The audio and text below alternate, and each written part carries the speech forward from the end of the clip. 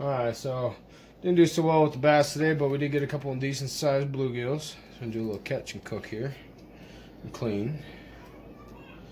So first things first, get that fin out of the way here. Just take the fish, go right behind the gills here. You can kind of feel the meat all at the head. Just take a knife and go straight down, just like so. You want to cut just behind these fins here. So you got these pectoral fins here. You want to cut just behind that, like that. Don't cut too deep because you get in the stomach and then you're going to have the stuff you don't like. Take a knife, make sure it's a good sharp knife.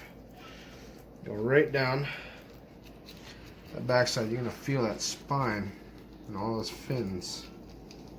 You go right down that backside. Just like that. Get in there with your thumb like this. And you take the tip of the blade very lightly. Don't have to press real hard. All you do is just take a tip of your knife. You can kind of click it on the bones. And it'll go right down and follow the fish in.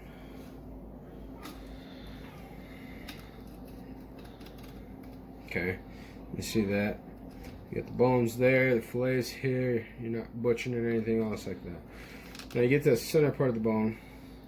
You kind of lift the knife a little bit. Here's where you're going to run into the rib cage right in the front here.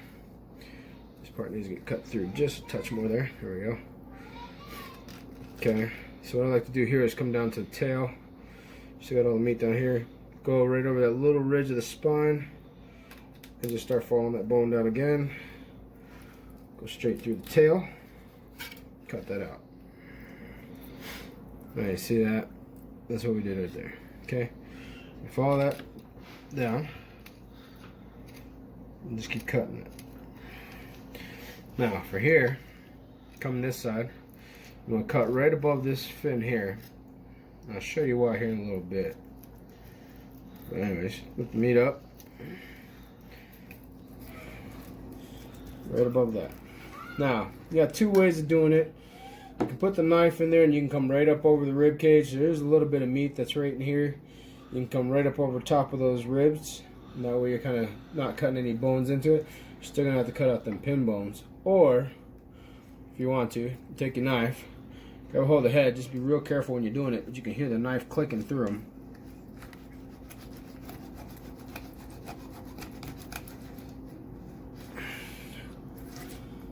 Easier said than done.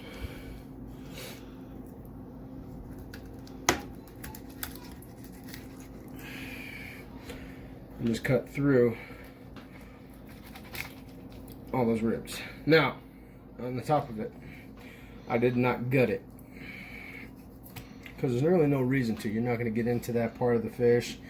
You're not doing any of that. So that's what you're left with there. We'll clean that up here in just a second as I show you. Now the reason why I was saying cut around the fins, so each fin here, the little pieces of the bone or whatever that's in the middle of the fin is attached to a bone that comes up. It's the same thing down here on the top. So each one of these is connected with a bone that brings it into the body. So you want to cut around those. So you flip the fish over, same thing again, go right to the head, right behind the gills, down to behind the pectoral fins, and just slice. Come right down the backside.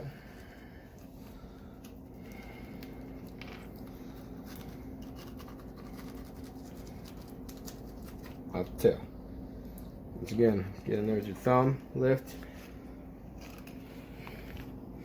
I'm sorry about the lighting. I know the lighting is horrible. Your wife is doing the best she can. She's doing a fantastic job. This is our first video, so you have to kind of bear with us on this. We're still learning in the process, but better quality will come out later. Anyways, so there's that. Turn the fish over. Flip it up here. Now, see how that's lifting with those fins? Because I didn't cut them loose yet. So what you're going to do, get the knife in there, because we're apart from the spine, but now it's lifting where the fins are. You want to cut those free. So you're just going to go right above them. And like I said, make sure you got a good sharp knife. Decent fillet knife. These aren't that bad. This is an old Rapala fishing fillet knife. You can get these at, Walmart, Bass Pros, any of your sporting goods store. They're actually a J Martini by Finland Steel. So, but just cut that off right there. So there's that fin part right there. All those bones are in there. You want to cut that loose. Grab a hold of that fish. You hear that crunching? It's going right through those rib bones. Not a big deal, like I said, because we'll clean those up here in about 2 seconds, and I'll show you how to get that done.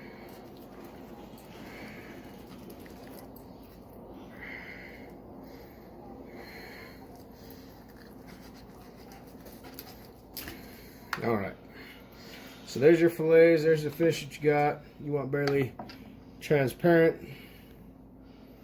You want it to be transparent, you don't want to be able to have anything left in there. There's a little bit of meat here. It's not much to play with, so it's really not that much to worry about. Alright, so I'm going to wash my hands up real quick. Alright, so here's the finished product. Filleted up the 3 bluegills we have. So you get the fillets out. Once all the pin bone and everything is removed, dry them out a little bit. So right now they're just kind of sitting. What I'm going to do is I'm going to use a paper towel and clean them off, or dry them off, shall I say, and get them nice and dry before you breadcrumb them. Because if they're not dry, the breadcrumbs don't stick very well. If it doesn't stick, the second you go to fry them, it all falls off, and then, well, all you have is a piece of fried fish and no flavor. So just take them, put them in a paper towel. Don't get too crazy. You just want to damp them out. You're not going to, like, you know, jerky them or anything like that. You just want to take the excess water off. And that's that. We're just going to lay them up over here for right now. Now this is the breadcrumbs that we are going to use at the current time.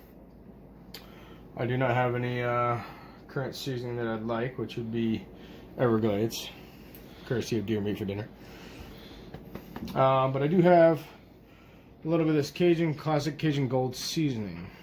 We'll throw that in with the breadcrumbs, kind of mix it up a little bit, kicks in a little heat, but it's enough that, you know, you can taste the difference, but the kids can still eat it. Kids like it, so that's all you do. Doesn't matter if the paper towel's still wet. Like I said, you're just taking off excess water that's on them. It's not a big deal. No need them all completely dried out. And that's that. So I'm just going to wipe off the cover over here and get that nice and dry. Okay. Now, as for... Alright, so you got the breadcrumbs here. You open them, you know, just give it a little sprinkle there. Now we don't need to flour them and egg bath them and all that other stuff. You can if you want to. If you want like super crispy and you want like a flour kind of on it. Me, I just like it simple. Throw a little bit of that Cajun seasoning into that breadcrumbs. Alright, just kind of mix that up real quick. As you can see, the breadcrumbs kind of make that red from that Cajun go away, but the flavor is there. It's mixed in there. So that's what you're looking for. Real simple. You just get your fillets, toss them right up in there. Just coat them. Go ahead, so you just cut them up there. Make sure we got a good coating on both sides. And that's that. Now the key part to all breading, and I don't care if you're using an egg wash, you know, you flour, you egg wash, and then you season it, whatever you're doing.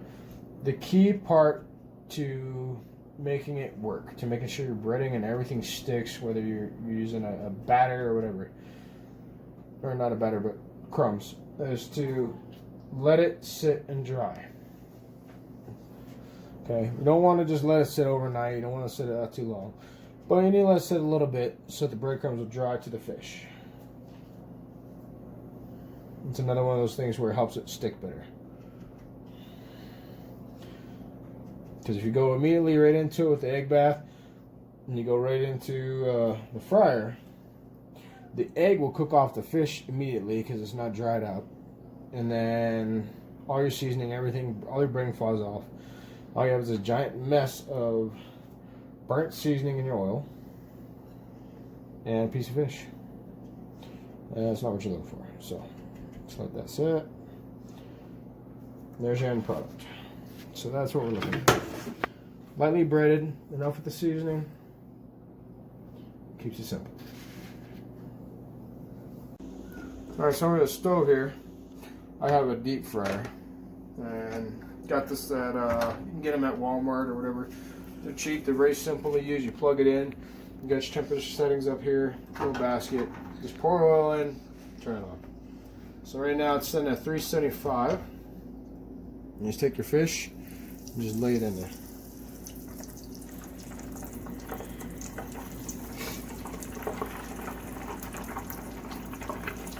And see, the other part is with drying it out really good when you're doing it with a paper towel. You don't have all that water in there. The water, of course, with frying oil, you know, it's going to pop and splatter and go crazy, and you're going to end up burning yourself. So it's another reason why you do it this way. You avoid that. Now, if you're pan frying it, don't overcrowd the pan. Depends on how thick the pan is. Usually people are doing it in like a little saute pan. You don't want to overcrowd it because then you're just going to fry everything. It's going to burn. Everything's going to stick together and it's not going to be good. With deep fryer, you know, I got a pretty good depth in there. I got probably about 4 inches of oil. Everything's keeping separated from itself, so not a problem. Yes. Alright, so you pull them out a little bit, check on them, see, turn it a little brown. I mean, the meat's cooked, but you want it a little crispy, kind of like a little chip, you know? So we're going to let them sit for just a second more. That's no fish. This is the little man here. He's the one that caught the fish. Say what up. What's up? Okay.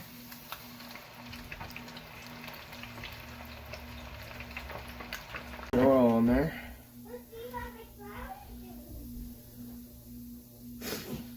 Letting it ride. Alright.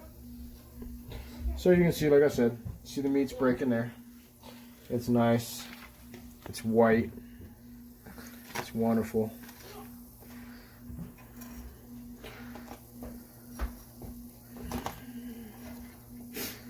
Somebody's a little eager to eat some fish. Yes, he is. He really wants to. He loves fish. And we all love going out fishing and catching them all. Like I said, the fillets aren't huge on bluegills. You can see as they shrink when you're cooking them down. You pan and fry them, it's going to kind of be the same way. They're good for little nuggets. If you get abundance of them, panfish, they're great eating. They can be tedious. Now, we are of Vietnamese descent. My mother would cook the whole fish. She would cut the fish, leave it everything on, just basically gut it, clean it, and she would fry the whole fish and then eat it off the bones. We do that occasionally, but we've been getting into the filleting and cleaning up the fish properly. So, and that's our end product. There we go. Alright, so there's the fish. Got the fish out. Now we got my test testers here. You guys go ahead and give it a go. Get yourself a nice little piece there and try it out. Let me know what you think. I didn't even get a piece. Good stuff? How is it? It's got a good flavor to it. Yeah. Perfect white meat. And you should really flaky. I think we got a future food critic on our hand here. You should try this. I should try it? Mm-hmm. Alright, that piece right there. Let me try it. It's dead. That's some good stuff. You should try it. Guys, you should try it. It's super good. And I hurt eating them. Oh. Good, eat them up. We're eating it. The fish is for you guys.